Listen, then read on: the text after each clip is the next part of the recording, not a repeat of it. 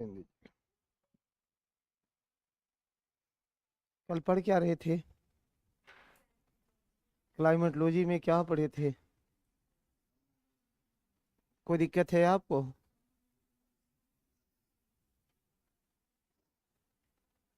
90 kilometre से नीचे सममंडल और ऊपर में विषममंडल। ऊपर में विषममंडल। कोई समस्याएं?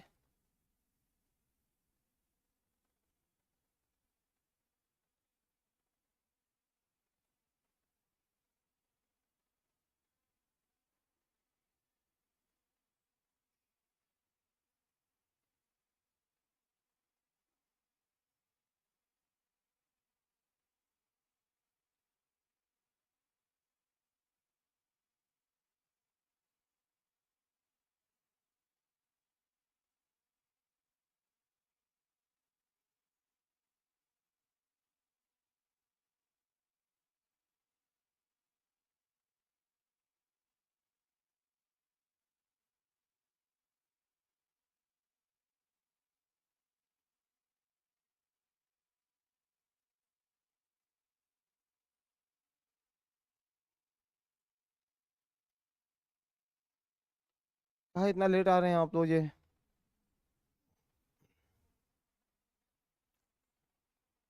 कल ये भी क्लास हुआ था कि वायुमंडल में 5 लेयर्स हैं। इन 5 लेयर्स को आप अपनी कॉपी में बना लो। पहला कौन सा? प्रोटोस्फेयर या क्षोभ मंडल। प्रोटोस्फेयर या क्षोभ मंडल। क्षोभ मंडल। क्षोभ मंडल। क्षोभ मंडल। इसमें एक क्षेत्र है, विषुवतीय क्षेत्र है। एक क्षेत्र विषुवतीय क्षेत्र है और दूसरा ध्रुवीय क्षेत्र है। ध्रुवीय क्षेत्र है। विषुवतीय क्षेत्रों पर 18 किलोमीटर, ध्रुवीय क्षेत्रों पर 8 किलोमीटर। 2 किलोमीटर का इसमें क्षोभ मंडलीय ढक्कन होता है। क्षोभ मंडलीय ढक्कन होता है। ये संक्रमित क्षेत्र है, संक्रमणशील क्षेत्र है। और इसी के बाद जैसे ही ध्रुवीय क्षेत्रों में देखो 6 किलोमीटर और विषुवतीय क्षेत्रों में है 16 किलोमीटर। 16 किलोमीटर। समस्त मौसमी घटनाएं बादलों के निर्माण से लेकर के क्लाउड फॉर्मेशन से लेकर के रेनफॉल तक, समस्त प्रकार की मौसमी घटनाएं, ये रेनफॉल वर्षा तक इसी विषुवतीय प्रदेशों में होती है। एक शब्द में लिख लेना कि समस्त मौसमी घटना, समस्त मौसमी घटना इसी में होती है। गैसों का सबसे ज्यादा आवरण भी इसी क्षेत्र में पाया जाता है, इन्हीं में पाया जाता है। पूरे वायुमंडलीय संस्तर में गैसों का सबसे ज्यादा आवरण इसी में है। यह है स्ट्रेटोस्फेयर। स्ट्रेटोस्फेयर, ट्रोटोस्फेयर के ऊपर स्ट्रेटोस्फेयर। समताप मंडल। समताप मंडल। समताप मंडल कितने किलोमीटर तक? 50 किलोमीटर। ये 50 किलोमीटर कहाँ से काउंट करते हैं इसको? 50 कहाँ से? 0 से 50। ना कि ये 8 से 50, 8 से 50 नहीं, 0 से 50। 0 से 50 किलोमीटर। 50 किलोमीटर कहाँ से? 0 से 50 किलोमीटर को काउंट करते हैं। ठीक है, ध्यान दे करके रखना कि ये 0 से 50 किलोमीटर है। समताप मंडल क्या है? तो यहाँ ओजोन लेयर पाया जाता है। यहाँ ओजोन लेयर पाया जाता है। यहीं पे ओजोन लेयर पाया जाता है। ओजोन लेयर पाया जाता है। ओजोन स्तर पाया जाता है। ओजोन लेयर होता है, ये भी सही है कि ओजोन लेयर है। दूसरा, इसी मंडल में एरोप्लेन, वायुयान उड़ाए जाते हैं। वायुयान उड़ाए जाते हैं क्योंकि यह मौसमी घटनाओं से मुक्त होता है। वायुयान क्यों उड़ाए जाते हैं? इसका सीधा सा कारण है कि यह मौसमी घटनाओं से मुक्त होता है। मौसमी घटनाएं नहीं होती है, मौसमी घटनाओं से मुक्त क्षेत्र होता है। दिक्कत है। तीसरा है कि यहाँ जो है मौसमी गुब्बारे, मौसमी गुब्बारे प्राकृतिक रूप से मिलते हैं। मौसमी गुब्बारे होते हैं, मौसमी गुब्बारे भी इसी मंडल में मिलते हैं, इसी मंडल में मिलते हैं। समताप मंडल है। इसके ऊपर में मीजोस्फीयर, मध्य मंडल। तीसरा मंडल कौन सा है? मध्य मंडल। ये हमारे वायुमंडल का स्ट्रक्चर है, मध्य मंडल है। मध्य मंडल में सबसे ज्यादा इसमें सबसे बड़ी विशेषता क्या है कि तापमान सबसे न्यूनतम हो जाता है 120 डिग्री सेल्सियस तक, सबसे न्यूनतम तापमान। और उल्का पिंड अंतिम रूप से आकर के इस मंडल में जल जाते हैं। जो भी उल्का पिंड होते हैं, उल्का पिंड अंतिम रूप से इस मंडल तक आकर के जल जाते हैं, इसलिए ये विशेष होता है। दो कारणों से विशेष है, एक तो उल्का पिंड अंतिम रूप से यहाँ जल जाते हैं, और दूसरी सबसे बड़ी विशेषता है कि यहाँ सबसे न्यूनतम तापमान पाया जाता है, मिनिमम टेम्परेचर होता है। जस्ट ऊपर बढ़ना है कि आयन मंडल, जस्ट ऊपर कौन सा है? आयन मंडल, थर्मोस्फेयर है ये, ताप मंडल भी बोलते हैं। आयन मंडल, आयन मंडल, इसकी विशेषता क्या है कि यहाँ संचारी तरंग पाए जाते हैं, यहाँ संचारी तरंग होता है, संचारी तरंग होता है।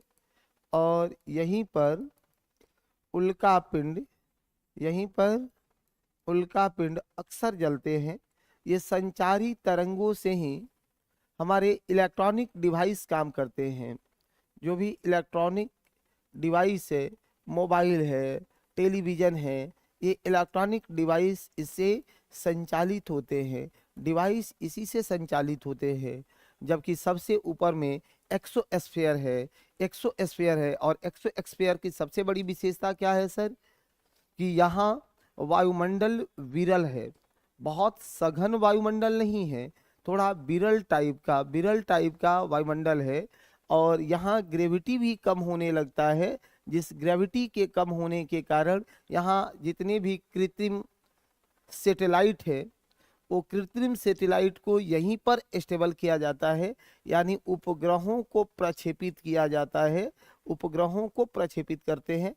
ये 640 किलोमीटर, ये 640 किलोमीटर से ऊपर, कुछ किताबों में 10,000 किलोमीटर दे दिया है, तो बहुत सारे अच्छे किताबों को पढ़ेंगे उसमें 3200 किलोमीटर तक ही इसका स्प्रेडिंग है, लेकिन 10,000 दिया है, 10,000 तक पढ़ो, ठीक है। बनाइए इसको खूबसूरत सा बनाइए। हाँ, 50 से ऊपर ये 80 किलोमीटर है, इसको बनाइए। फिर इसके बारे में थोड़ी टेम्परेचर है, अभी तो इसको एकदम सब चीजों को तो बताए ही।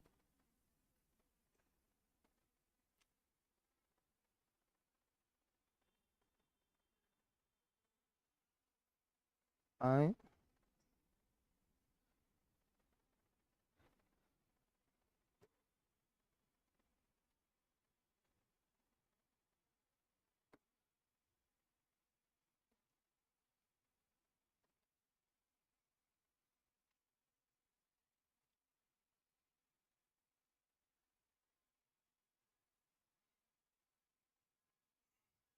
गहरा पढ़ने से देखो, पढ़ो तो ऐसा पढ़ो कि एक ही बार में आर पार हो जाए। बार बार पढ़ने से अच्छा है कि एक बार में ही आर पार कर जाते हैं, ठीक है। हाँ, क्योंकि कॉपी पढ़ो और कॉपी पढ़ के जाके परीक्षा में टूट जाना है। आपको अंदाजा नहीं है कि मार्केट में कौन किताब कैसा है, किस किताब में कितना एरर है। तो अगर एक्सपर्ट पढ़ा रहा है तो थोड़ा गहरी बातें भी हो तो उसको पढ़िए, ठीक है।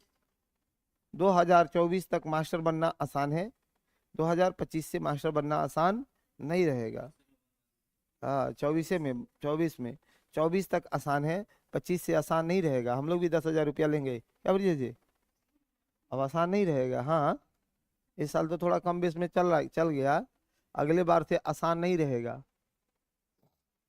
हम तो चाहते हैं कि मास्टर की परीक्षा भी जोड़ दे सिविल वाला में, साथ ही साथ चलो, क्या दूगो परीक्षा कराता है, उसी में होगा।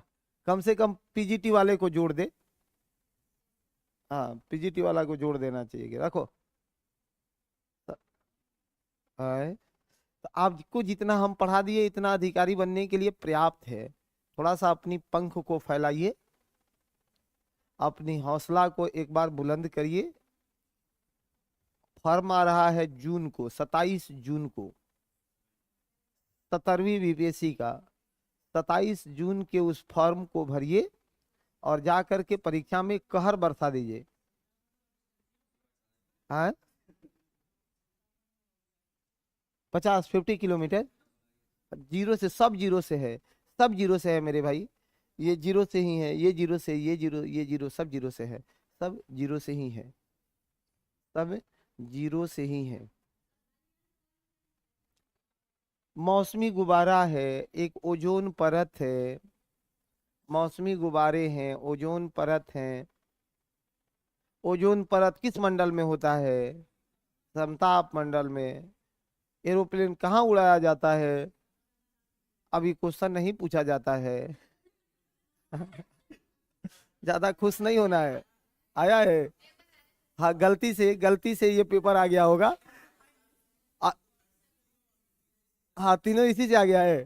चलो तब तो ठीक है, तब तो हम एकदम फिट है, इसलिए आपको पढ़ा दिए। लेकिन क्वेश्चन हमको पूछना होता तो हम ये बात अब नहीं पूछते कि वायुयान कौन मंडल में उड़ाया जाता है, ओजोन कौन मंडल में होता है। ये कोई बात है? हम तो पूछते कि सर ओजोन का निर्माण कहाँ होता है, ओजोन का विनाश कहाँ होता है, ओजोन का निर्माण क्यों होता है, ओजोन का विनाश क्यों हो रहा है। सुनो, ए फिर इधर झगड़ाइन से बतियाने लगे। सुनो, ओजोन का यदि विनाश हो रहा है सीएफसी से, क्लोरोफ्लोरो कार्बन से, एचएफसी से, तो फिर अंटार्कटिका पर ओजोन में छिद्र क्यों हो गया, जबकि सब सीएफसी कहां निकलता है? अरे देशों में निकल रहा है, महाद्वीपों पर निकल रहा है। हम फाइटर जेट उड़ा रहे हैं तो अंटार्कटिका में फाइटर जेट थोड़े उड़ रहा है, तो वहां ओजोन में क्षरण हो गया। ये क्वेश्चन सब ना पूछा जाना चाहिए। हाँ, एक बार पूछा था, बहुत अच्छी बात है सुरभि जी। सब और भी आगे भी पूछेगा, पढ़ लीजिए, आगे भी पूछेगा। चलो एक एक करके लिखना है। क्षोभ मंडल को फटाफट लिख लीजिए। क्षोभ मंडल, ट्रोपोस्फेयर, जी हाँ, क्षोभ मंडल, ट्रोपोस्फेयर, ट्रोपोस्फेयर, जी हाँ, ट्रोपोस्फेयर, ट्रोपोस्फेयर। केवल डायग्राम पढ़ाते चले तो वो आप लोगों का परिचय निकल जाएगा, लेकिन थोड़ा अच्छे से पढ़ा देते हैं क्योंकि सबको सिविल भरवाना है ना। ट्रोपोस्फेयर लिखो, ट्रोपोस्फेयर में एक लाइन। अभी इसी में फंसे हैं जी। पर इस मंडल में वायु का लंबवत और क्षैतिज मिश्रण होता है। क्षोभ मंडल में, इस मंडल में वायु का लंबवत, वर्टिकल और हॉरिजेंटल दोनों, वायु का वर्टिकल और हॉरिजेंटल मिक्सअप होता है। वायु का लंबवत और हॉरिजेंटल, क्षैतिज, क्षैतिज मिश्रण होता है। समझ रहा है? लंबवत और क्षैतिज की बातें, मतलब ये भी और ये भी, दोनों दोनों चलता है, लंबवत और क्षैतिज दोनों चलता है। वायु का लंबवत और क्षैतिज दोनों मिश्रण होता है, क्योंकि क्योंकि सूर्यातप, सूर्यातप, क्योंकि सूर्यातप, सन टेम्परेचर, सूर्यातप अलग अलग अक्षांशों पर भिन्न भिन्न होता है। डिफरेंस लेटीट्यूड, डिफरेंस सन टेम्परेचर या सन हीट, सन हीट लिखना, डिफरेंस सन हीट पर अलग अलग होता है।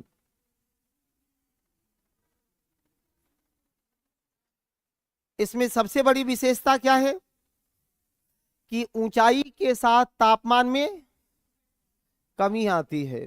लिख दे जाओ नंबर, नेक्स्ट पॉइंट लगा करके, ऊंचाई के साथ तापमान में कमी होती है। ऊंचाई के साथ तापमान में कमी होती है। कितना कमी होता है, कोई बताएगा?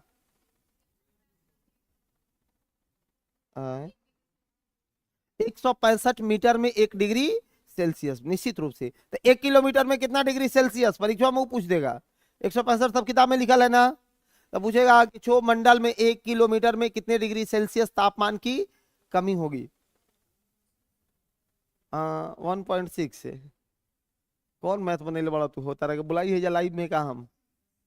चलो मेरे भाई सुनो, 1 किलोमीटर में 6.5 डिग्री सेल्सियस तापमान का ह्रास हो जाता है। ठीक है, 1 किलोमीटर में 6.5 डिग्री सेल्सियस तापमान का ह्रास हो जाता है।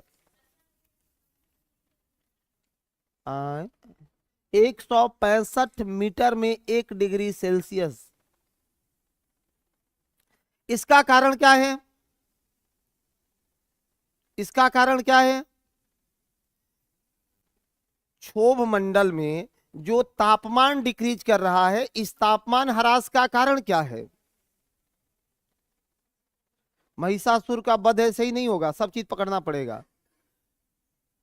इसका कारण दो बातों पर निर्भर करती है। एक बात धैर्य से सुनना, सुनो कि सर सबसे पहले का कारण है, जो फर्स्ट कारण है, पहला कारण है कि वायु के घनत्व में, डेंसिटी में, एयर डेंसिटी भी डिक्रीज होते रहता है। नीचे से ऊपर जाते हैं तो वायु के घनत्व में कमी आती है। तो जैसे वायु के घनत्व में कमी आएगी वैसे टेम्परेचर कम होता जाएगा।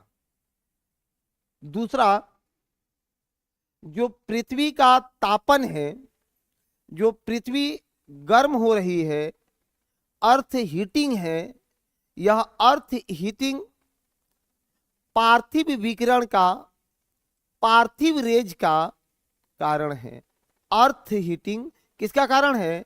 पार्थिव विकिरण का, रिफ्लेक्टिंग रेज का कारण है।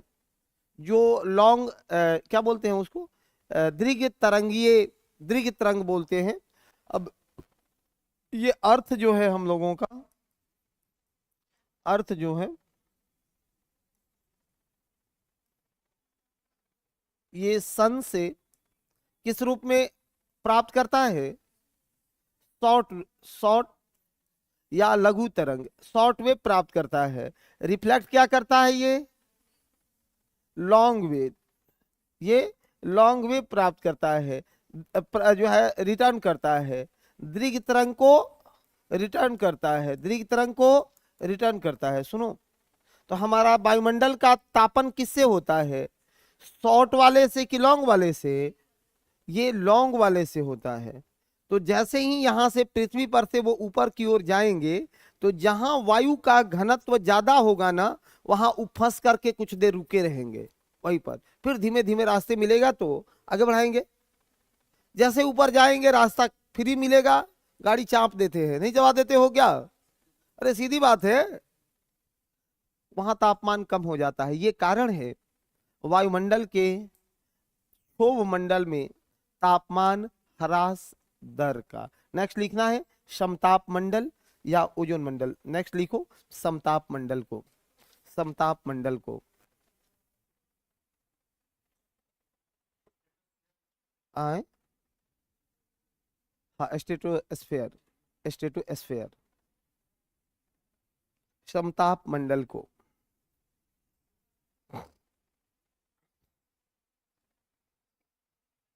समताप मंडल, इसे ओजोन मंडल भी कहते हैं, इसे ओजोन मंडल भी कहते हैं, इसे ओजोन मंडल भी कहते हैं, इसे ओजोन मंडल भी कहते हैं। ओजोन क्यों? क्योंकि यहाँ ओजोन गैस की उपस्थिति है। एक लाइन वहां नीचे लिख लेना निश्चित रूप से कि ओजोन सबसे ज्यादा कहाँ पाया जाता है, ओजोन की हेवी डेंसिटी कहाँ है, सबसे ज्यादा घनत्व कहाँ है, सबसे सघन कहाँ है। कोई भी शब्द लगा देगा कि ओजोन सबसे सघन कहाँ है, तो अप्रॉक्स 22 किलोमीटर, 22 किलोमीटर पर ओजोन सबसे सघन है। 22 किलोमीटर पर, 22 किलोमीटर पर ओजोन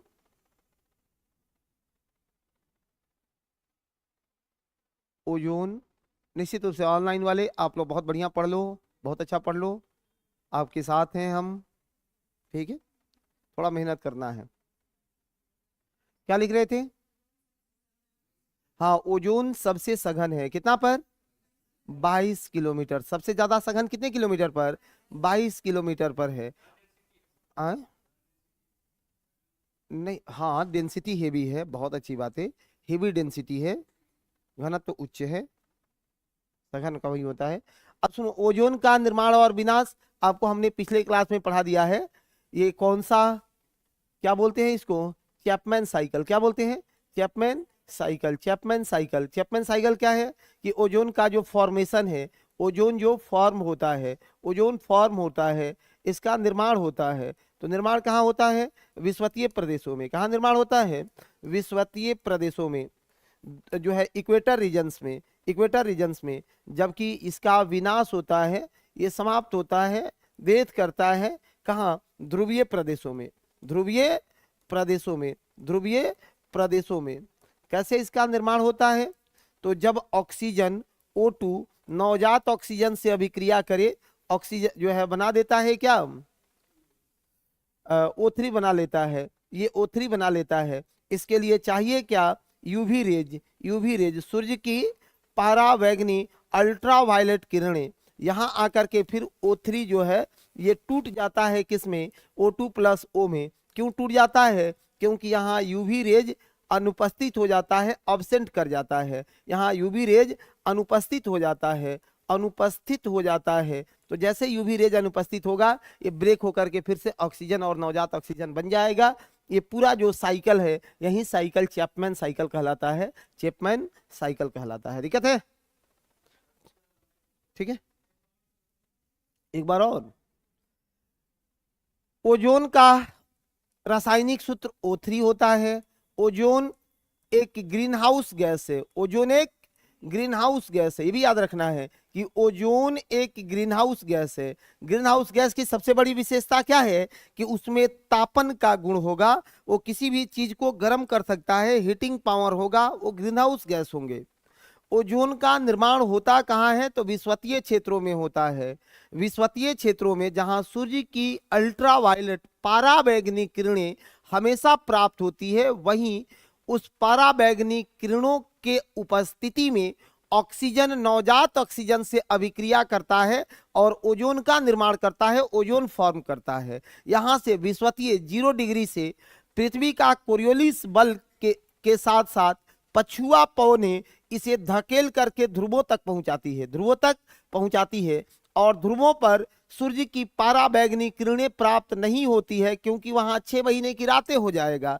तो रात जब हो जाएगा तो सूर्य का किरण नहीं मिलना है उसको। तो जैसे ही पारावैंगनी किरण नहीं मिलेगा, ये ब्रेक होकर के फिर से बनेगा ऑक्सीजन और नवजात ऑक्सीजन। पुनः वहां से वायु के द्वारा धकेल करके इस ऑक्सीजन को पहुंचाया जाता है विषुवत पर, फिर विषुवत पर ओजोन बन करके चलेगा ध्रुवों पर। और ध्रुवों पर जो ओजोन परत में क्षरण है, उस क्षरण का कारण यूवी रेज है, अल्ट्रावायलेट किरणें हैं। ठीक है, देखो हम लोग से जो होता है उसी को पढ़ते हैं। आपको कुछ बातें बता रहा हूं। आज जैसे ध्वनि प्रदूषण है, ध्वनि प्रदूषण है, तो ध्वनि प्रदूषण सबसे ज्यादा कौन फैला रहा है? मनुष्य। अरे मनुष्य में कौन मनुष्य? सरकार फैला रही है। सरकार से ज्यादा ध्वनि प्रदूषण कौन फैला रहा है जी? सीधी बात नहीं है। सरकार अपने ऊपर रिस्पॉन्सिबल नहीं होकर के हमारे ऊपर रिस्पॉन्सिबिलिटी को डाल देती है। एक देखना, दीपावली आएगा तो दीपावली में एक आदेश जारी कर दिया जाएगा कि आप पटाखे मत बजाओ, इससे वायु प्रदूषण हो जाएगा, ध्वनि प्रदूषण हो जाएगा, जनजीवन त्रस्त हो जाएगा।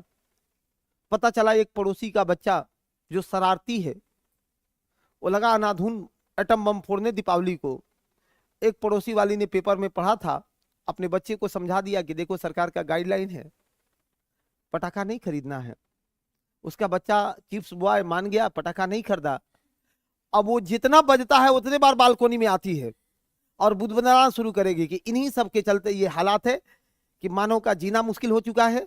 जबकि आप जा करके देखो कि एक मेट्रो का काम हो रहा है, मेट्रो का काम हो रहा है, जितना एक मेट्रो ने डस्ट फैला दिया, पूरा अपना हालत खराब कर दिया कि नहीं कर दिया? कोई आज तक ब्लेम किया? नहीं किया। कारण क्या है, हमारे मानसिकताओं में वैसी बातें भरी ही नहीं गई है। उसको तो हम लोग डेवलपिंग कहते हैं कि विकास हो रहा है। जबकि विकसित देशों में जहां वाकई में पोल्यूशन को कंट्रोल किया जा रहा है, सबसे पहले सरकार अपने से शुरुआत करती है कि हम कैसे पोल्यूशन को केंद्रित करके काम करें। वहां इसे फ्री में काम नहीं होगा।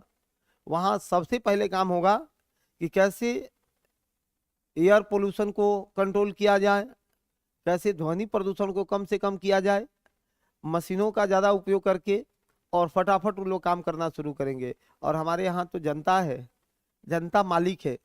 एक बार पटना हाई कोर्ट के कुछ दिन, बहुत दिन पुरानी बात हो गई, चीफ जस्टिस जा रहे थे मधेपुरा में, उधर एनएच बन रहा था, पता ना बन गया कि नहीं, कोई होगा। हाँ, ये घटना हम पढ़े थे पेपर वगैरह में दिल्ली। तो मधेपुरा में जा रहे थे, इतना डस्ट था उस एनएच पर कि उनके गाड़ी का शीशा बार बार साफ करना पड़ रहा था। पायलट को नहीं दिख रहा था कि गाड़ी चलाए कैसे। फिर वो महोदय आकर के जब अपने कुर्सी पर बैठे तो एहसास हुआ कि हम तो जज हैं भाई, हम तो किसी को बुला सकते हैं। तो उन्होंने तुरंत स्वसंज्ञान लिया इसका, क्योंकि जुडिशियरी में एक प्रावधान है स्वसंज्ञान का। अगर कोई भी व्यक्ति मामले को लेकर नहीं भी जाता है और जनहित का मामला है, तो वो जुडिशियरी के नॉलेज में जाता है तो उस पर स्वसंज्ञान ले सकता है। अब उसको बुलाए, अखाई कि भाई बताओ कौन रोड बन रहा है। जब जनता ही नहीं रहेगी तो रोड पर कौन चलेगा, नहीं है। तो ये चीजें हैं।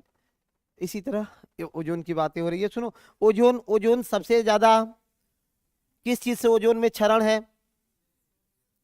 सीएफसी से। किसमें क्षरण है? CFC, chlorofluorocarbon. क्लोरोफ्लोरोकार्बन से कहां से निकलता है? एसी से, फ्रिज से, सबसे सबसे निकलता है। ठीक है। उसके बाद nitrous oxide, nitrous oxide, nitrous oxide कहाँ है? जो फाइटर जेट उड़ाते हो ना, उस फाइटर जेट से जो धुएं निकलते हैं नाइट्रस ऑक्साइड, उससे भी क्षरण है। ओजोन में अगर छिद्र हो जाए तो क्या प्रभाव होगा? त्वचा कैंसर होगा, स्किन कैंसर होगा, स्किन कैंसर होगा, अल्सर मोतियाबिंद हो जाएगा, अल्सर मोतियाबिंद होना शुरू होगा। और पौधों में झुलसी नामक रोग होगा। जितने आलू आलू है ना वो झुलस जाएंगे। पौधों में झुलसी नामक रोग होगा, पौधों में झुलसी नामक रोग होना शुरू हो जाएगा। हाँ,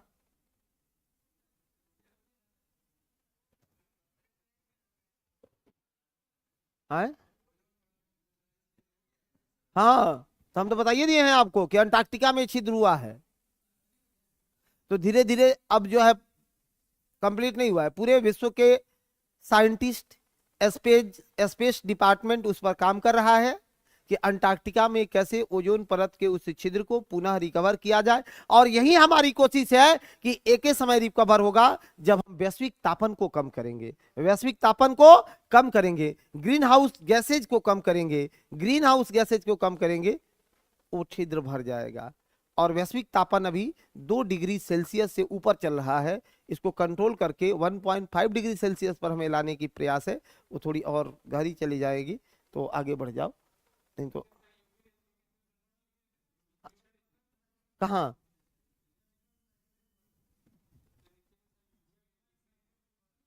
अच्छा, चैपमैन साइकिल लिखवा दे, कल लिखवाए हैं शायद। लिख लीजिए एक लाइन में, जो लोग नहीं लिखे हैं चैपमैन साइकिल को लिख लीजिए। ये डायग्राम बना लीजिए ना, डायग्राम से ही क्लियर हो जाएगा कि चैपमैन साइकिल जिसका निर्माण होता है विषुवत क्षेत्र में कैसे निर्माण होता है कि ऑक्सीजन, नवजात ऑक्सीजन से अभिक्रिया करके ओजोन बनाता है। कब? यूवी रेज की उपस्थिति में, यूवी रेज की उपस्थिति में, यूवी रेज की उपस्थिति में। जबकि ये ब्रेक करता है कहाँ? ध्रुवीय क्षेत्रों में, यूवी रेज की अनुपस्थिति में। तो इसके निर्माण और विनाश का जो चक्र है, इसके निर्माण और विनाश का जो चक्र है, यही चक्र तो चैपमैन चक्र कहलाता है, चैपमैन चक्र कहलाता है। यही चक्र चैपमैन चक्र कहलाता है, चैपमैन साइकिल कहलाता है। यही चैपमैन चक्र या चैपमैन साइकिल कहलाता है। दिक्कत है, यही चैपमैन चक्र या चैपमैन साइकिल कहलाता है। आगे बढ़े, चलिए नेक्स्ट देखिए। चैपमैन साइकिल कहलाता है। मध्यमंडल में लिखे मेसोस्फीयर,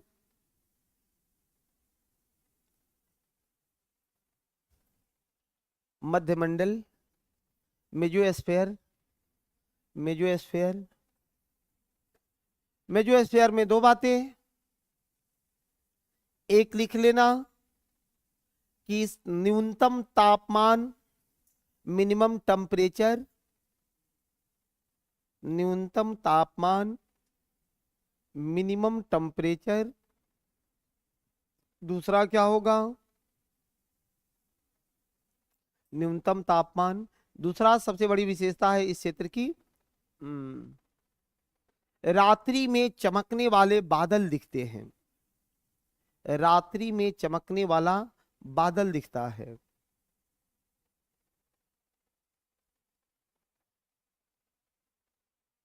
बादल दिखता है जिसे ध्रुवों से देखा जा सकता है। इन बादलों को कहां से देख सकते हो आप? ध्रुवों से देख सकते हो। कारण क्या है?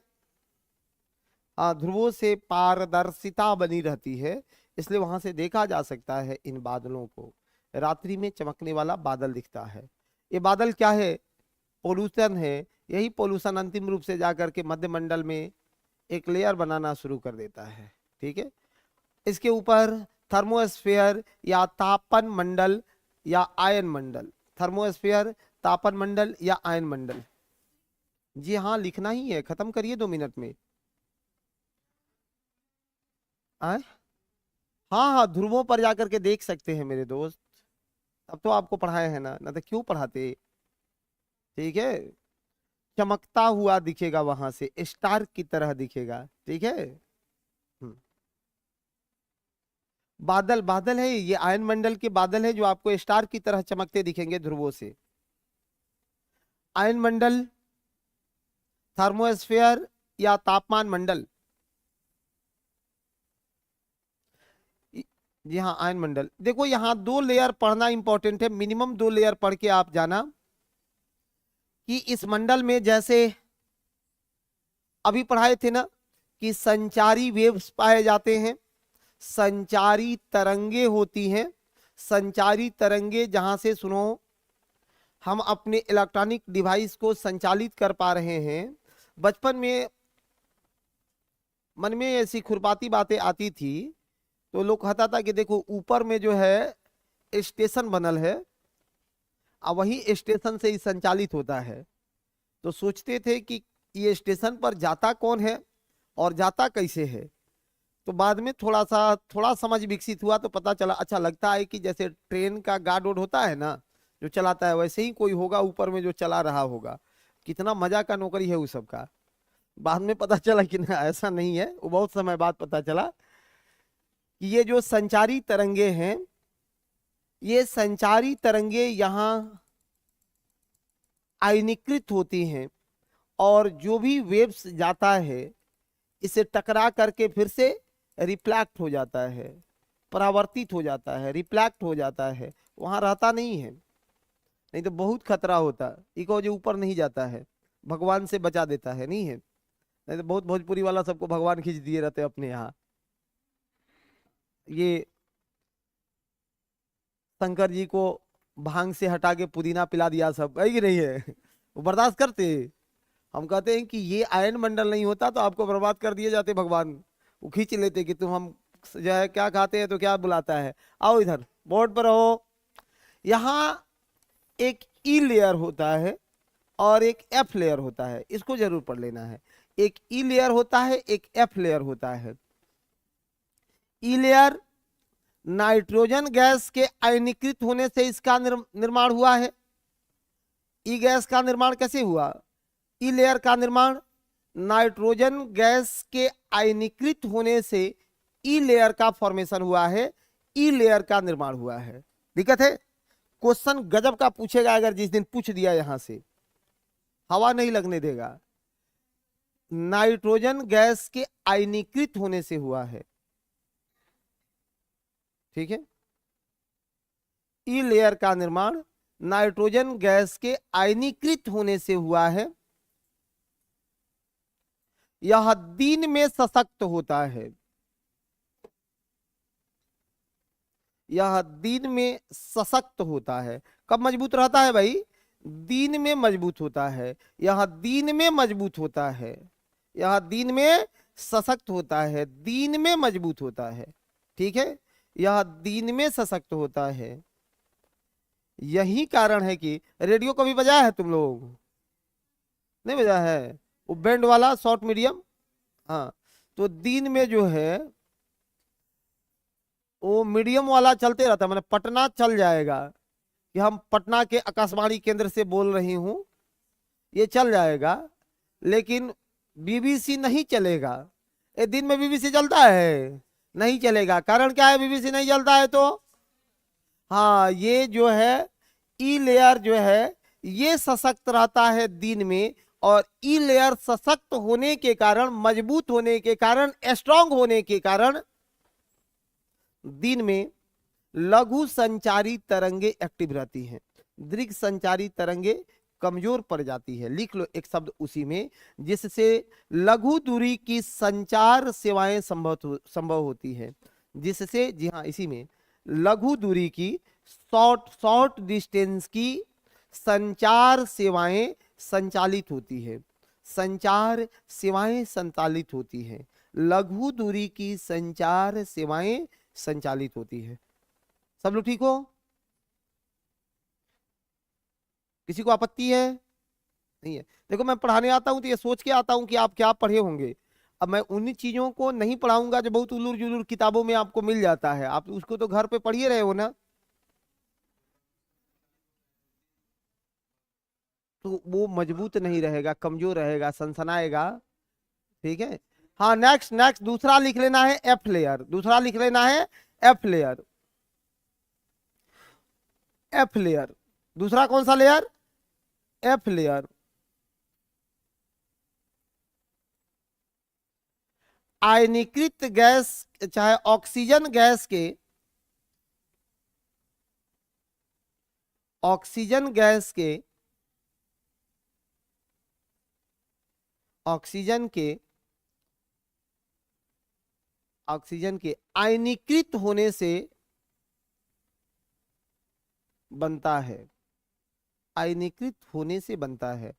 ऑक्सीजन के आयनीकृत होने से बनता है। किसके भाई? ऑक्सीजन के आयनीकृत होने से इसका निर्माण होता है। आयनीकृत होने से इसका निर्माण होता है।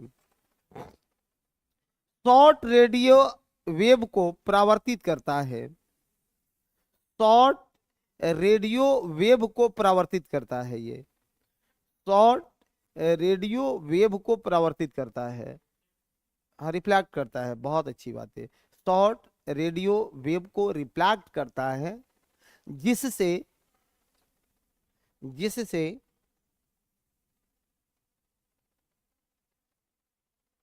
लंबी दूरी की,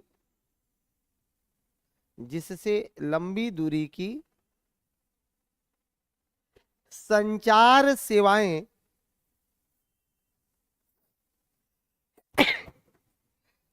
हाँ, हाँ, लंबी दूरी की संचार सेवाएं स्थापित हो पाती हैं। लंबी दूरी की संचार सेवाएं स्थापित हो जाती है। लिख लेना एक्सोस्फेयर। एक्सोस्फेयर, हाँ,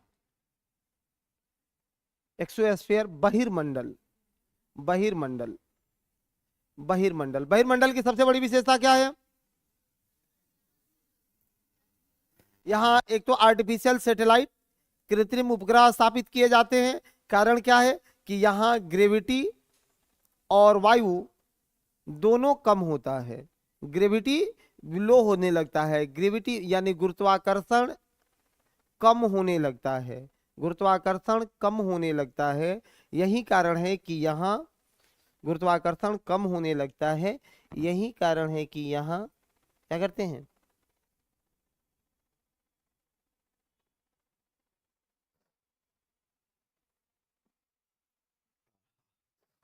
मैनेजमेंट वाले लोगों को फोन कर लीजिए, रेहाना जी, मैनेजमेंट वाले लोगों को फोन कर लीजिए, वो लोग वीडियो क्वालिटी ठीक कर लेंगे। एक बार ऑफिस में फोन करिए आप, ठीक है? क्या समस्या है वो लोगों को बताइए। तकनीकी चीजें हमको नहीं आती है, हम सीधा सीधा पढ़ाना जानते हैं, ठीक है? तो ये आपका हेल्प नहीं कर पाएंगे। हाँ, हाँ, यहाँ रेहाना है। तो बहुत अच्छी बात है। रेहाना है, अफसाना नहीं है ना। हाँ अच्छी बात है। ये क्या बोल रही है? हाँ हाँ हाँ।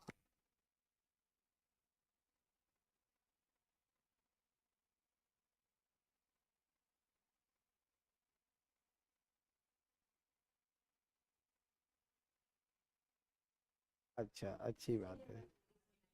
हाँ और अरे तुमको टांग के मारेंगे भैया, मेरे दिमाग पर है तुम। चलो आगे बढ़ाओ। इसी के साथ मेरे भाई आप लोगों को जोड़ देते हैं इंडियन मॉनसून को, कनेक्ट कर देते हैं इंडियन मॉनसून को, इंडियन मॉनसून को कनेक्ट कर देते हैं। आओ।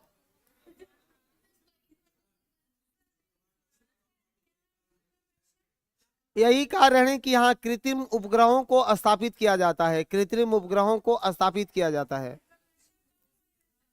हाँ यही कारण है कि यहाँ कृत्रिम उपग्रहों को स्थापित करते हैं, 3 बार बोल दिए। सुनो, इसी के साथ जोड़ देते हैं इंडियन मॉनसून को। उफ, ज्यादा रिपीट नहीं करिए।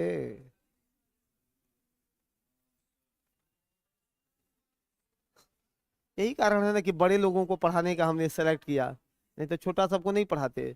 वो सब कहता कि कैसे कहता है कि मिस क्या बोली है। आ, ये सब क्या बात है? चल हटा।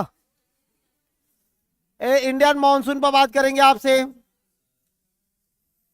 इनसे इंडियन मॉनसून को जोड़ देते हैं, इसी से इंडियन मॉनसून को जोड़ लिया जाए यहीं पर ला करके।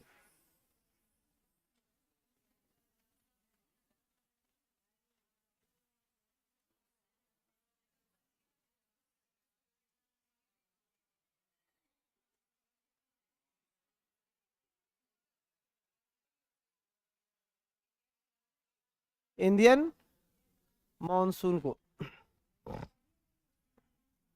मॉनसून होता क्या है, मॉनसून कहते किसको है? आ मॉनसून होता क्या है भाई?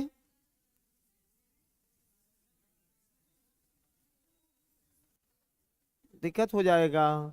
मॉनसून एक अरबिक शब्द है या एक अरबिक वर्ड है जो मासिम से बना है, मौसिम से बना है, या मौसिम से बना है। एक अरबी शब्द है जो मौसिम से बना है।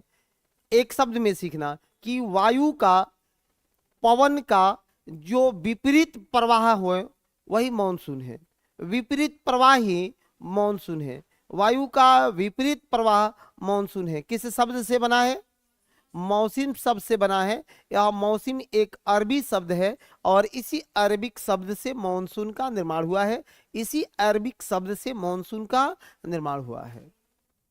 मॉनसून सबसे पहले भारत में कितना, तो 3 मॉनसून एक्टिव होता है। एक तो ग्रीष्म काल में, पहला ग्रीष्म काल में, और ग्रीष्म काल वाला मॉनसून ये दक्षिण पश्चिम मॉनसून होता है। दक्षिण पश्चिम मॉनसून होता है।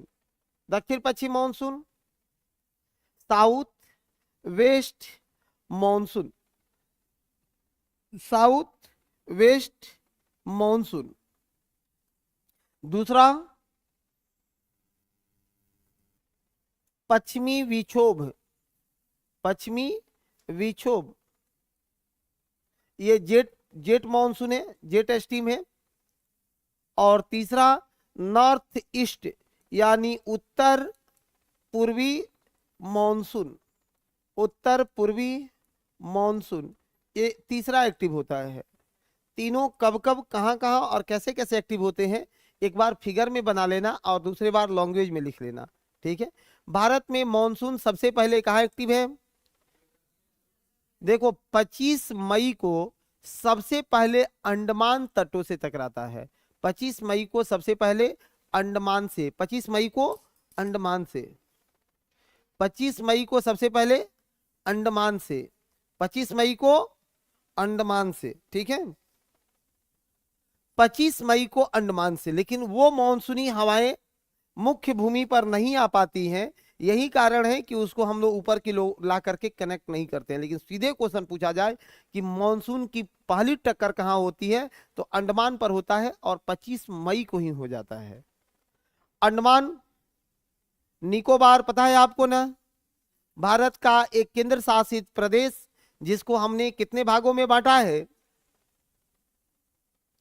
अधिका है अंडमान निकोबार को 7 भागों में हमने सेपरेट किया है। कितने भाग में? 7 भाग में। 4 भाग में अंडमान को और 3 भाग में निकोबार को। पढ़े है ना? तो वो हवाएं उस अंडमान और निकोबार क्षेत्रों में 25 मई वाले वर्षा करा देती हैं। कोई आपत्ति नहीं है, वहां वर्षा कराए, आगे बढ़ेंगे। सबसे पहले ये दक्षिणी पश्चिमी मॉनसून मेडागास्कर के पास से, यहां मेडागास्कर है, अफ्रीका के पास पड़ना मेडागास्कर है, ये मेडागास्कर के पास से चलते हैं और कहां आकर के टकराते हैं? केरल के तट पर। कहां टकराते हैं? केरल के तट पर। केरल के तट पर कब? 1 जून को। और जैसे ही केरल के तट पर टकराते हैं, इन्हें मॉनसून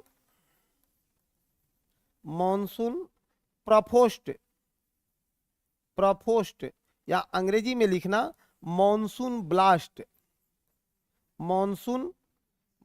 कहा जाता है। मॉनसून ब्लास्ट कहा जाता है। बादल, क्लाउड ब्लास्ट नहीं कहते हैं। बादल फटना ये दूसरी घटना है और मॉनसून का फटना अलग घटना है। दोनों दो घटनाएं हैं। दोनों घटनाएं प्राकृतिक रूप से होते रहती हैं। तो अभी आपको क्या सीखना है? मॉनसून ब्लास्ट को कब? केरल के तटों पर टकराती हैं। केरल पर ये टकराते हैं। पहली बार 1 जून को मॉनसून ब्लास्ट होता है। एनसीईआरटी सब लोग पढ़ा है कि नहीं?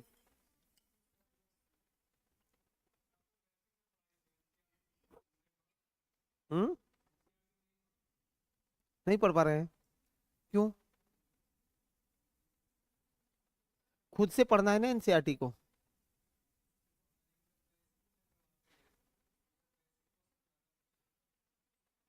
निश्चित रूप से मैं ये मान के पढ़ाता हूँ कि एनसीईआरटी आप लोग पढ़े होंगे, और नहीं तो मैं इसको तो करवाते ही रहता हूँ। देखो ये तय है, मेरे सब्जेक्ट में जितना हम एक्सप्लेन कर दे रहे हैं, इससे बाहर क्वेश्चन पूछने का संभावना नगण्य रहेगा। आप लोग अभी तक के परीक्षा को भी देखिए कि जितना टॉपिक पढ़ा दिए हैं, उस टॉपिक में हम परीक्षा से बहुत ऊपर हैं। हम बहुत ऊपर हैं। और नहीं, और थोड़ा बहुत ही भी बात ठीक है। देखो बहुत पता ना क्यों बहुत छोटी बातों पर बात करना हमको लगता है कि क्या करें, लेकिन आप लोग चाहोगे तो बहुत छोटी छोटी बात पर करेंगे। आप ही लोगों को मन नहीं लगेगा, इसीलिए वो बतवा छोड़ देते हैं कि जो बहुत कॉमन बात है ना, वो लगभग लोग एक जान के आता है। अब उस पर क्लास अगर स्टेबल किया जाएगा तो बहुत लोगों को मन नहीं लगेगा कि सर इतना बेसिक क्यों पढ़ा रहे हैं। हाँ निश्चित रूप से अब मैं करवा दूंगा। एक एक व्यक्ति की बातें मेरे पास मैंने बहुत सम्मान से रखता हूं कि मैं अब उसको करवा दूंगा। ठीक है, अभी से ही वो आपको दिख जाएगा कि वो चीज हम शामिल कर लिए। और आप इसमें ये आपका उन्हें आदमी है क्या? अपने आदमी हैं, आसे आ रही हैं, बातें समझ में आ रही है? कहीं कोई डाउट नहीं? आपको ये धुरंधर गांडी उधारी दिक्कत है? आपको दिक्कत है? मैं वही पूछ रहा हूं कि फर्स्ट दिन मतलब फर्स्ट दिन देखो, पहला गोल ही अंतिम गोल होता है। तो पहला दिन अगर मजा आ गया तो फिर सोचना क्या है। और आपको अलग से डेमो नहीं दिया जा रहा है, ये फॉर्म क्लास में आप पढ़ रहे हो, इसी रिदम में पढ़ाएंगे और सही आगे लेकर के जाएंगे। ठीक है, जो किताब घर पे है उससे ऊपर उठ करके पढ़ाते हैं कि आप अच्छी बातों को सीखिए, इससे आगे भी परीक्षा दीजिए। सब लोग सिविल का फॉर्म भरना, सिविल का फॉर्म 27 जून को आ जाएगा। भर के फिर हमसे एक बार जो है संपर्क साधना, जो बातें होगी आपको उस क्षेत्र में भी मदद किया जाएगा। ठीक है, हाँ आप तो बन ही जाइए पहले मास्टर। मेरी शुभकामना आशीर्वाद ईश्वर से प्रार्थना है कि मास्टर बन जाइए। ठीक है, सबको है, सबको है, सबको है।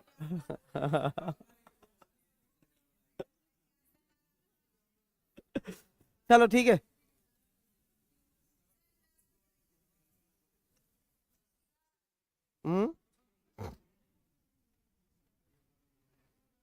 मानसून थमा गए, आ जाओ मानसून पर। यहां देखो, ये दक्षिणी पश्चिमी मानसून, इसको मैं भाषा में भी लिखवाऊंगा। अभी पहले इसको देख लेना है फिगर में, अभी देख लेना है फिगर में। इसकी दो शाखा होती है, और इस दक्षिणी पश्चिमी मानसून की दो शाखा बनने का कारण क्या है? दक्षिणी पश्चिमी मानसून की दो शाखा है, इसकी दो शाखा है। कौन कौन दो शाखा है? एक है अरब सागर शाखा, और दूसरा है बंगाल की खाड़ी शाखा। दूसरा है बंगाल की खाड़ी शाखा, बंगाल की खाड़ी शाखा। इसका कारण क्या है कि दो शाखा बन गया? कहना कि सर जैसे दो भाई हो जाता है ना एक पिताजी को, वैसे ही तू को वो हो गया होगा। तो उसके भी कारण है, उसके भी कारण है। नहीं लोल कहीं का, उसके भी कारण है, तो इसके भी कारण होंगे। कारण कहिएगा कि सर पेनिनसुलर शेप, प्रायद्वीपीय भारत की आकृति, जो त्रिभुजाकार आकृति है, इस त्रिभुजाकार आकृति ने इसे दो भागों में बांट दिया। अगर त्रिभुजाकार आकृति नहीं होता तो दो भाग में ये नहीं बढ़ता। लंबी दूरी होती, क्रॉस ही नहीं करता, कैसे दो भाग में बढ़ जाता? संभव ही नहीं था। त्रिभुजाकार आकृति ने इसे दो भागों में बांट दिया। इसका कारण भी ऐसे डायग्राम बना करके लिख लेना कि इसका कारण क्या है? प्रायद्वीपीय भारत की आकृति, प्रायद्वीपीय भारत की आकृति, प्रायद्वीपीय भारत की आकृति, ये इसका कारण है। प्रायद्वीपीय भारत की आकृति 1 जून को केरल के तट पर है। अब एक एक करके पढ़ना शुरू करेंगे। अब यहां पर बड़ी जरूरत पड़ेगा जो हमने आपको इंडिया का फिजियोग्राफी कराया है उसका, सब कुछ अब वहीं से हैंडल होगा। यहां पर आपको मिल रहा होगा पश्चिमी घाट, सह्याद्री है ना, पश्चिमी घाट 1600 किलोमीटर में फैला हुआ भारत का दूसरा सबसे बड़ा पर्वत श्रृंखला, जो दक्षिणी पश्चिमी मानसून के अरब सागर शाखा को कंट्रोल कर रहा है, नियंत्रित कर रहा है। क्योंकि इसके स्लोप, जो वेस्ट की ओर स्लोप है, इसका ढाल किधर है? वेस्ट की ओर ढाल है। इस स्लोप के कारण की ही है, इस स्लोप के कारण जो है यहां वर्षा उच्च होती है। स्लोप के कारण यहां वर्षा उच्च होती है। देखो यहां बहुत हेवी रेनफॉल है पूरे क्षेत्रों में, केरल से लेकर के और महाराष्ट्र तक यहां बहुत हेवी रेनफॉल है। कारण क्या है कि मानसूनी हवाएं जो आकर के टकराती हैं, ये अवरोधक का काम करता है, रुक करके इन क्षेत्रों में खूब खूब वर्षा कराता है। जबकि ये पीछे वाला क्षेत्र वृष्टि छाया बन जाता है, यहाँ पर वृष्टि छाया बन जाता है, और यही कारण है कि इन क्षेत्रों में वर्षा नहीं हो पाती है। महाराष्ट्र में तो देखो, विदर्भ का क्षेत्र देखिए, तो अगर थोड़ा भी नाम सुने हो तो विदर्भ पानी के बिना एक तरफ तरस रहा होता है, और दूसरे तरफ मुंबई वाले क्षेत्रों में रोज वर्षा हो रही है, कोई खतरा ही नहीं है। ठीक है, एक घटना और इससे जोड़ के पढ़ना है कि हम इसमें साउथ से नॉर्थ की ओर जब जाते हैं तो वर्षा की मात्रा में कमी होने लगती है, वर्षा की मात्रा डिक्रीज करने लगता है। साउथ से नॉर्थ जाने पर, किधर से किधर? साउथ से नॉर्थ जाने पर वर्षा के मात्रा पर कमी होने लगता है। दिक्कत है? केवल सुनना ही है अभी, खूब आराम से सुन लीजिए। देखो, अच्छा सुनना बहुत जरूरी है, लिखने का काम तो 5 मिनट में हो जाएगा। नहीं, अगर सबका सकान होगा तो नोट्स बनवा के दिलवा देंगे कोचिंग से, उसमें टेंशन नहीं लेना। सुनिए, ज्योग्राफी बहुत सुनना पड़ेगा। यहां देखो, अब ये पश्चिमी घाट जो है, जो 1600 किलोमीटर लंबा है, कितने राज्यों में फैला था? 6 राज्यों में फैला है। कितने राज्यों में? 6 राज्यों में, गुजरात, महाराष्ट्र, गोवा, कर्नाटक, केरल और तमिलनाडु, यही 6 राज्य है ना। यहां से जैसे ही आप साउथ से नॉर्थ चलोगे, वर्षा की मात्रा कम होते जाती है। इसके कम होने का कारण क्या है? इसका कारण एक ही है कि पश्चिमी घाट दक्षिण से उत्तर की ओर उसकी ऊंचाई कम होने लगती है। दक्षिण से उत्तर की ओर ऊंचाई कम होने लगती है। तो जैसे ही दक्षिण से उत्तर की ओर ऊंचाई कम होगा, सीधा असर पड़ेगा इसका वर्षा की मात्रा पर। किस पर असर पड़ेगा? वर्षा की मात्रा पर। और वर्षा की मात्रा कम होते जाती है, धीमे धीमे कम होती है। अब यहां से जब वायु, अरे सुन, यहां से जब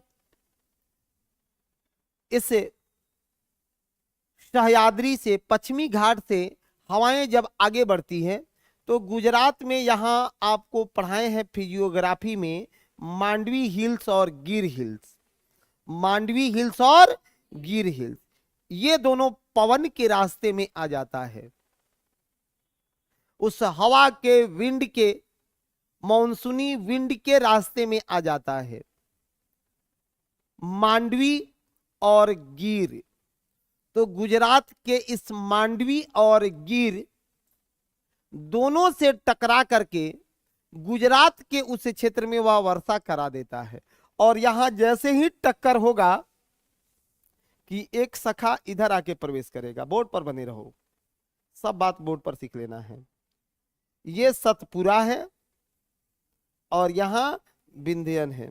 सतपुरा और विंध्यन है। अब ये हवा इधर से आके इसमें घुस जाता है तो खूब वर्षा करा देता है दोनों के भ्रंश में, जहां से ताप्ती नदी गुजर रही है। इसी के बीच से कौन सा? ताप्ती नदी है। नर्मदा फॉल्ट है। जी हाँ, नर्मदा फॉल्ट है। यहीं पर घुस के खूब वर्षा करा लेता है। वर्षा तो हो गया, लेकिन यहां जैसे प्रवेश किया, अब ये क्षेत्र छोटा सा वृष्टि छाया बनने लगता है। और यही बना है बुंदेलखंड, उत्तर प्रदेश वाला। देखो बुंदेलखंड में कम वर्षा हो रही है, बुंदेलखंड में वर्षा हो ही नहीं रही है। यहां से हवाएं पुनः अपने रास्ते पर आगे बढ़ रही होती हैं, मॉनसूनी हवाएं, और राजस्थान में पहुंचती है। कहां? राजस्थान में। राजस्थान में उनको कोई रोक ही नहीं रहा है। अरावली सीधा है। अरावली कितना किलोमीटर? अरे कितने किलोमीटर है अरावली? कान काट दें। अरावली कितना किलोमीटर है?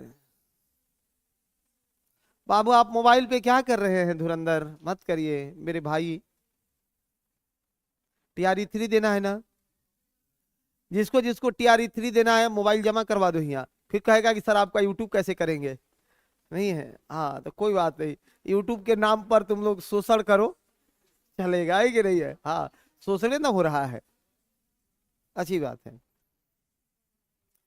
सुनिए ए मेरे भाई, कितना प्रेम से आपको सिद्धत से पढ़ाए हैं कि गुजरात के पालमपुर से लेकर के आप पुतवार हरियाणा तक नहीं पढ़ाया गया है क्या? अरावली फैला हुआ है 800 किलोमीटर में, जिसमें दिल्ली रीज इस अरावली में है। सबसे ऊंची चोटी गुरु शिखर को पढ़ाया गया। 1722 मीटर ऊंचा गुरु शिखर जो राजस्थान में है, इसी गुरु शिखर से टकरा करके ये हवाएं थोड़ा सा वर्षा करा देती हैं। गुरु शिखर से टकरा करके ये हवाएं थोड़ा सा वर्षा करा देती है राजस्थान में, बाकी निकल जाती हैं और इधर हिमाचल प्रदेश और जम्मू कश्मीर से टकराती हैं। हिमाचल प्रदेश और जम्मू से टकराती है, हिमाचल प्रदेश और जम्मू से टकराती है। तो जम्मू में खूब वर्षा हो जाता है, लेकिन लद्दाख वाला क्षेत्र देखो वृष्टि छाया में आ जाता है और लद्दाख में वर्षा नहीं होती है। लद्दाख शुष्क प्रदेश है, भारत का शुष्क प्रदेश है। उसे भी मरुस्थल डिजर्ट की श्रेणी में रखा गया है, लेकिन शीत मरुस्थल की श्रेणी में। किसको रखे हैं? शीत मरुस्थल की श्रेणी में। ये सब मॉनसून ना बता रहा है, और मेरे एक एक शब्द से क्वेश्चन बना लेगा जो आज निकल रहे हैं। जिन्हें मॉनसूनी हवाएं नहीं पहुंचती है वह वृष्टि छाया प्रदेश है। अब यहां हिमाचल प्रदेश में एक नगर मिलेगा धर्मशाला। एक नगर कौन सा होगा? धर्मशाला। ये धर्मशाला में ही सीधी टक्कर होती है इस अरब सागर शाखा की और धर्मशाला भारत का दूसरा सबसे ज्यादा रेनफॉल वाला सिटी है, वर्षा वाला शहर है। पहला तो मासिनराम चेरापूंजी वाला, और दूसरा कौन सा है? धर्मशाला। धर्मशाला में बंगाल की खाड़ी शाखा से नहीं, अरब सागर शाखा से वर्षा हो रही है। अब ये वाला दिल्ली को छोड़ दिया है, इस शाखा से दिल्ली में भी वर्षा नहीं हुआ। दिल्ली में वर्षा क्यों नहीं हुआ? सीधे निकल गया, कोई अवरोधक नहीं बना है, कोई अवरोधक नहीं बना है। दिक्कत है। दूसरी घटना हम लोग इसी के साथ घटाएंगे कि सर ये बंगाल की खाड़ी शाखा जो आप देख रहे हो, बंगाल के खाड़ी शाखा जो देख रहे हो, ये बंगाल के खाड़ी शाखा सबसे पहले आकर के टकराता है कहां? मेघालय में, गारो, खासी और जयंतिया पर। गारो, खासी और जयंतिया पर, गारो, खासी और जयंतिया पर। उसी में जो है खासी, जो ये पर्वत है खासी, ठीक बीच में है खासी, ठीक बीच में है खासी। खासी कहाँ है? एकदम बीच में है रे मेरे भाई खासी। खासी जनजाति के नाम पर खासी पर्वत है, एकदम ठीक ठीक बीच में खासी पर्वत है। ये पहली टक्कर खासी से हो रही है, और खासी पहाड़ी पर ही अवस्थित है मासिन राम। इसी पर अवस्थित है मासिन राम। कौन सा अवस्थित है? मासिन राम। मासिन राम अवस्थित है, इसी पर मासिन राम अवस्थित है। मासिन राम पर जबरदस्त वर्षा करा देता है, मासिन राम पर खूब जबरदस्त वर्षा कराता है। और मासिन राम भारत में ही नहीं, विश्व में सबसे ज्यादा वर्षा कराता है। इसका कारण क्या है? इसका कारण क्या है? हाँ, खांसी ये पढ़ा रहे हैं, खांसी में मासिन राम। इसका कारण क्या है? मैं कारण पूछ रहा हूं। सबसे ज्यादा वर्षा खांसी में ही क्यों? जबकि गारो और जयंतिया भी इसी के पैरेलल में है, इसी के सामने है ना। तो जो नहीं जानता है वो कहेगा कि सर बीच में है, जबकि इसका ओरिजिनल कारण है कि खांसी का जो स्ट्रक्चर है ना, वो कीपनुमा स्ट्रक्चर है, कीप टाइप का स्ट्रक्चर है। कि कीप टाइप का, कीप देखते हो ना, जैसे तेल डालते हैं तेल, वो कीप बोलता है। हाँ, अब उसमें जैसे ही मानसूनी हवाएं घुसी, फंस गया जाके उसी में, रास्ते नहीं निकल रहा है कि भागे, तो जितना घूमेगा उतने बरसाएगा। यही कारण है कि सबसे ज्यादा वर्षा करा देता है कहां? खांसी में। इसका कारण लिख लेगा कि इसका कारण है खांसी का आकृति, इसका शेप, आकृति, इसका शेप, इसका शेप, इसकी आकृति, यानी इसका शेप। आकृति कैसा है? कीपनुमा आकृति है। कैसा आकृति है? कीपनुमा आकृति है, कीपनुमा आकृति है। खांसी की आकृति कीपनुमा है। वही यहां भी वर्षा करा देता है, ये गारो पहाड़ी पर भी वर्षा करा देता है, और जयंतिया पर भी वर्षा करा देता है, जयंतिया पर भी वर्षा करा देता है। जबकि यहाँ मिकिर और रेंगमा पर कम वर्षा होता है, रेंगमा पर कम वर्षा होता है। एडियाबेटिक ताप ह्रास के कारण जब रास्ता नहीं निकलेगा तो क्या करेगा? ऊपर की ओर उठ जाएगा। जब रास्ता नहीं दीजिएगा तो क्या करेगा भाई? ऊपर की ओर उठ जाएगा, और उठेगा तो वर्षा नहीं होगा, तो असम के घाटी सूखा पड़ जाता है। असम में बहुत वर्षा नहीं होती है। दिक्कत है।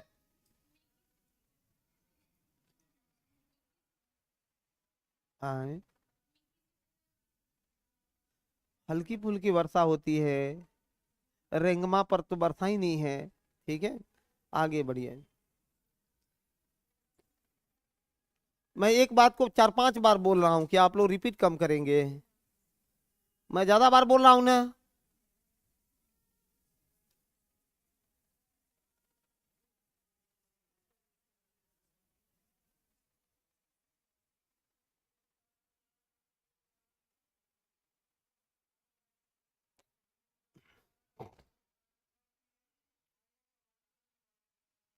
हाँ, बता रहा हूँ, पहुंचा रहे हैं ना वहां तक भी, चिंता मत करिए। पूरा भारत ही घुमा दे रहे हैं आपको, क्या दिक्कत है? पहले सब लोगों को तो धीमे धीमे ठीक तो हो जाए ना। इतना क्लियरिटी मिल रही है, अब क्या चाहिए? सुनो, अब यहां से ये वर्षा जो है, एक शाखा ऐसे इसका प्रवेश करती है, ऐसे भारत के मैदानी भागों में घुसती है, और मैदानी भागों में जैसे ही ये प्रवेश करेगा, इस मैदानी भागों में जैसे ही प्रवेश करेगा, मेरे भाई सुनो, बोर्ड पर आना है, ये east to west, east to west वर्षा डिक्रीज हो जाएगा, वर्षा में कमी होना शुरू हो जाएगा। यहां से क्वेश्चन उठाएगा, वर्षा में कमी होना शुरू हो जाएगा। वर्षा में कमी होने का कारण क्या है? क्यों वर्षा में कमी होता है? तो कारण है कि वर्षा से नमी जो है, वायु से नमी, ह्यूमिडिटी कम होने लगता है, कम होने लगता है। और यही कारण है कि बिहार के संदर्भ में भी देखो तो कटिहार के वर्षा में और बक्सर के क्षेत्रों में जो वर्षा है, दोनों में अंतर है, दोनों में अंतर है। जैसे जैसे जैसे जैसे हम लोग पूरब की ओर जाएंगे, पश्चिम की ओर जाएंगे, वैसे वैसे वर्षा कम होते जाएगी, वैसे वैसे वर्षा कम होते जाएगी। संयोग से कभी ऐसा होता है कि ये दोनों शाखा हिमालय पर जाकर के कभी एक समय में टकरा जाए, कभी एक समय में टकरा जाए, तो इसे मॉनसून धमाका कहा, इसे बादल का फटना कहा जाता है। बंगाल के खाड़ी शाखा और अरब शाखा, ठीक है, बंगाल की खाड़ी शाखा और अरब शाखा दोनों जिस समय हिमालयी पर्वतों से टकराते हैं,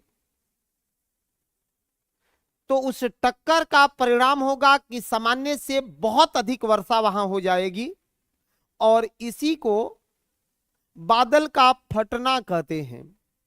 एक बार 13 में बादल फटा था, जिस समय पूरा केदारनाथ इंसिडेंट हुआ था।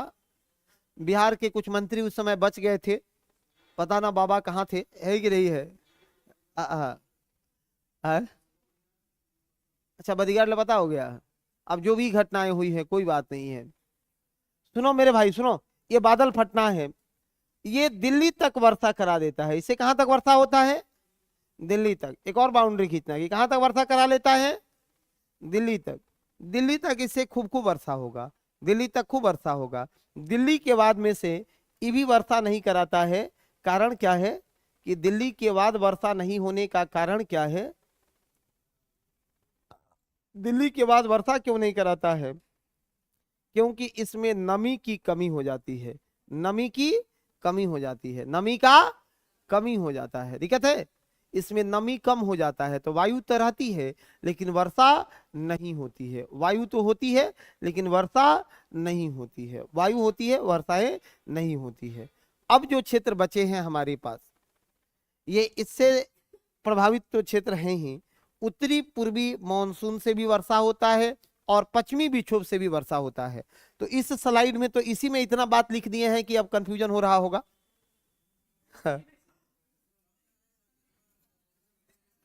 तो हमको लगता है कि स्लाइड बदल लेना चाहिए। इसी में इतना बात लिख दिया है कि जरूर कुछ बोलेगा कि सर इतना लिख दिए थे कि बुझे नहीं किया।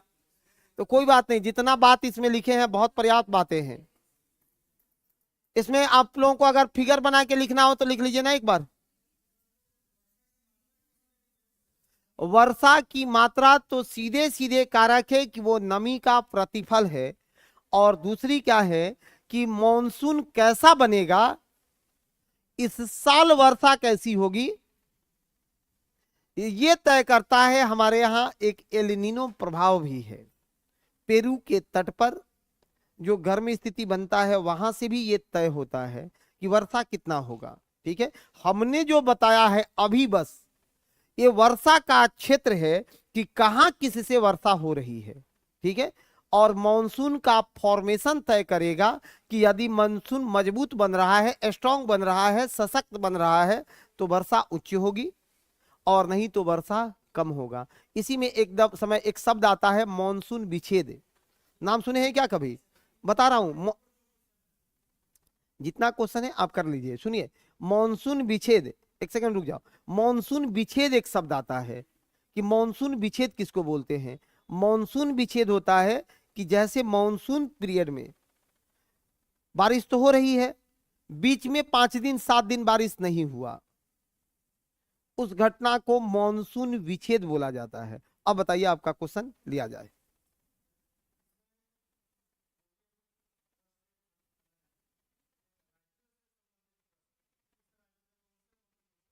हाँ निश्चित रूप से, तो ये तो सारा अब आप क्लियर कर पाएंगे।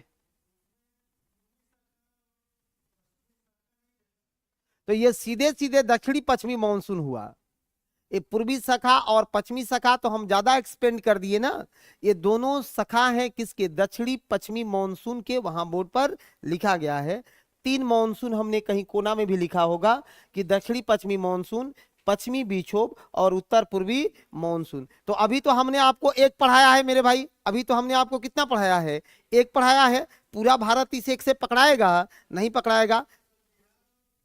हाँ बिहार में सीधी वर्षा है कि दक्षिणी पश्चिमी मानसून से सबसे ज्यादा वर्षा होती है, और दक्षिणी पश्चिमी मानसून के बंगाल के खाड़ी शाखा से वर्षा होती है। ये ज्यादा क्लियरिटी आ गया, दक्षिणी पश्चिमी मानसून से वर्षा होती है। और दक्षिणी पश्चिमी मानसून में भी बंगाल की खाड़ी शाखा से वर्षा होती है, अरब सागर शाखा हम लोगों से नहीं आता है। ठीक है, वो निकल जाता है हमारे लेफ्ट होकर के। और दिक्कत है किसी को? इसको लिखना है, कुछ कुछ लिखना है। ऑनलाइन वाले आप लोग बताओ भाई, तुम लोग बहुत साहसी हो। हाँ मेरा धुरंधर सब, इसमें जो लिखना है बना लीजिए, फिगर खींच लीजिए ना। अरे कॉपी में इस स्ट्रक्चर को बना लेगा ना कुछ कुछ, तो आप लोगों को बहुत काम आएगा।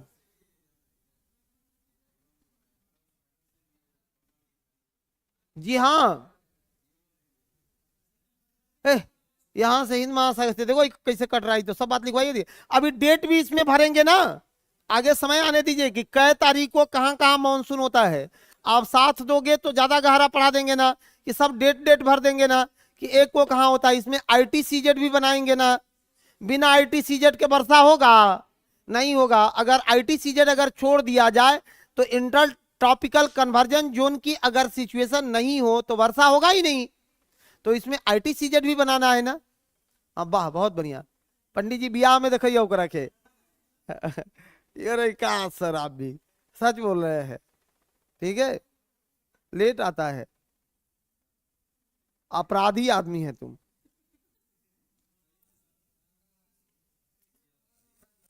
आप लोग बनाए हैं जी? कहाँ बनाए हैं दिखाइए। अब वाह, ऐसे थोड़े होगा। हाँ मानसून विच्छेद, मानसून विच्छेद बोलते हैं उसको, मानसून विच्छेद बोला जाता है, मानसून विच्छेद बोला जाता है। लानिना एल नीनो पर पहुंचेंगे, काहे घबरा रहे हैं।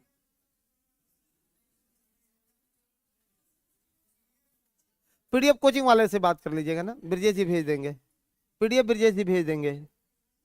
एक एक दो फिगर और बनाएंगे, लेकिन मानसून कल फिर पढ़ाते हैं। देखो मानसून में समस्याएं रहती है, एक क्लास और मानसून पर कल का चलेगा, और एक दिन और पढ़ाने के बाद मानसून पर डंका बजा देंगे।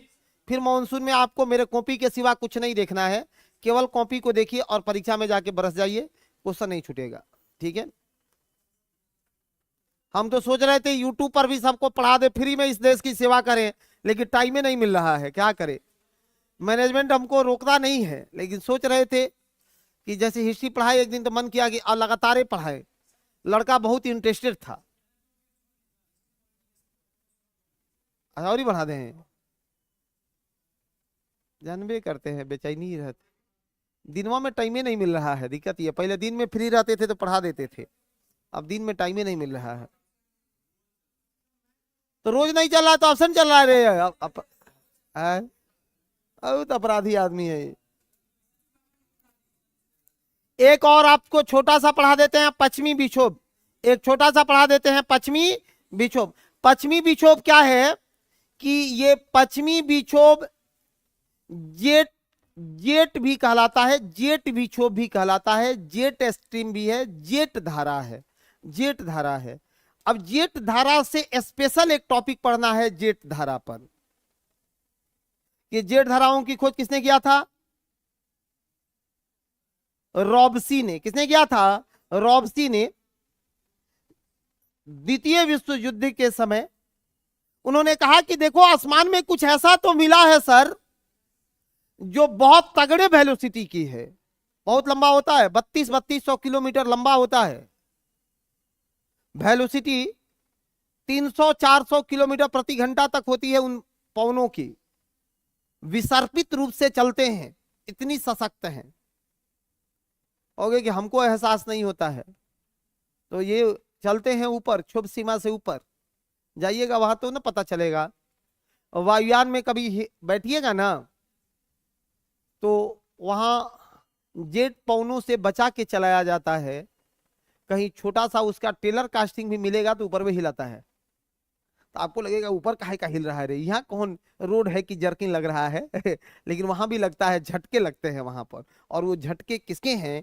तो वो जेट स्ट्रीम, जेट वाले के झटके लगते हैं वहां पर भी। ठीक है, जेट वाले के झटके लगते हैं।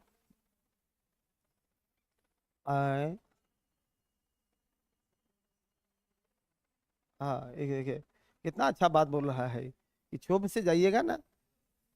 हाँ,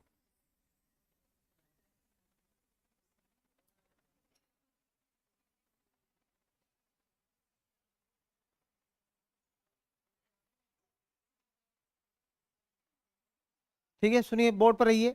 ये पश्चिमी विक्षोभ है, यहाँ पश्चिमी विक्षोभ है, पश्चिमी विक्षोभ है।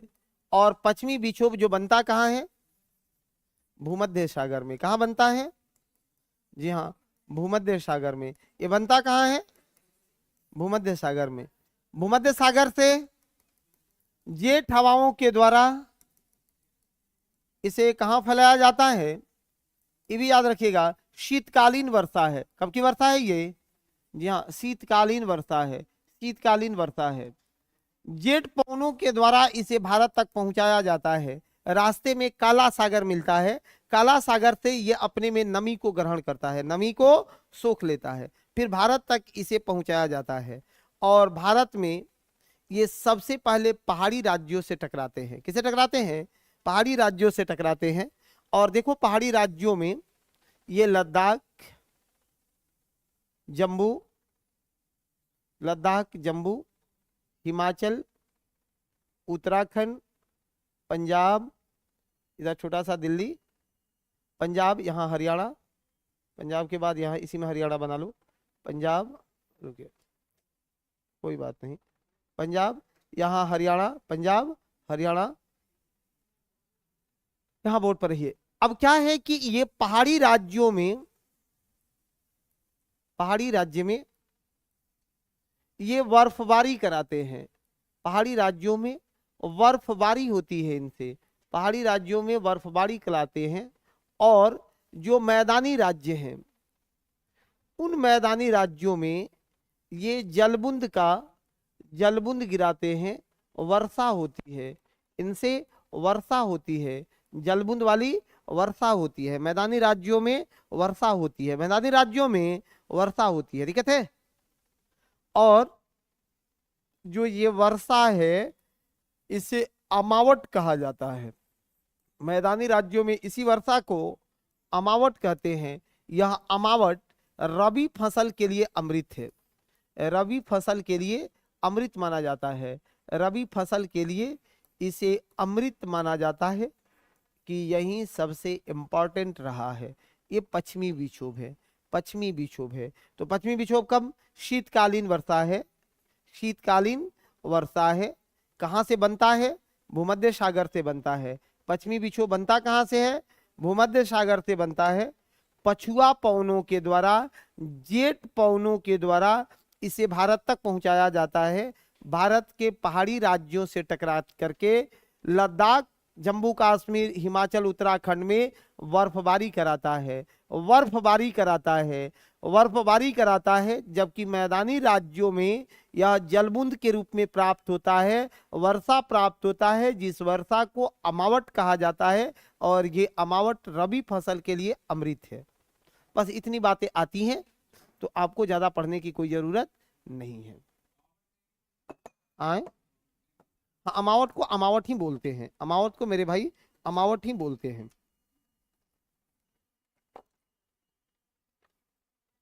अमावट को अमावट ही बोलते हैं। अमावट को किस नाम से जाना जाता है? अमावट के नाम से ही जाना जाता है, इसी को अमावट कहा जाता है। सही है सबका? अमावट को अमावट ही कहते हैं। आगे बढ़ाए, अमावट को अमावट ही कहते हैं। मस्त हो?